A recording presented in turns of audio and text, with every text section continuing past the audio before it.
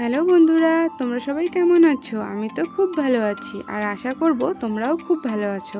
আমার নতুন একটি ভিডিওতে তোমাদেরকে অনেক অনেক ভালোবাসা। আজ হলো বৃহস্পতিবার, আমি এখানে ঠাকুরের পুজো দেবো বলে ঠাকুরের সব বাসন সুন্দর করে আমি ধুয়ে গুছিয়ে নিয়েছি, সঙ্গে ফুল বেলপাতাও গুছিয়ে নিয়েছি। চলো এবার তোমাদেরকে আমার ছোট্ট আসনটা একটু ঘুরে দেখাই। এখন আমি সারা সপ্তাহ ধরে যে ধুলোগুলো ঠাকুরের গায়ে জমেছিল ওগুলোই একটা সুতির কাপড়ের সাহায্যে সুন্দর করে পরিষ্কার করে নিলাম। আর পাশে দেখছো আমার ছোট্ট মহাদেব, কেমন লাগছে তাকে একটু আমাকে জানিও। আর সঙ্গে ঠাকুরের আসনটাও একটু ঝেড়ে পরিষ্কার করে নিচ্ছি। আর গীতাটার উপরেও না একটু ধুলো ধুলো পড়ে গেছে, সেটাই এখন পরিষ্কার করে দিচ্ছি।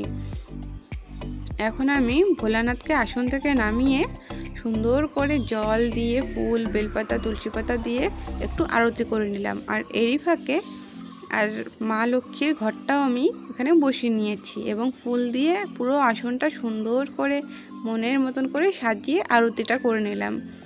এই যে আমার ফুল দিয়ে সাজানোর পরে আসনটা কেমন লাগছে তোমরা একটু আমাকে বলবা তো।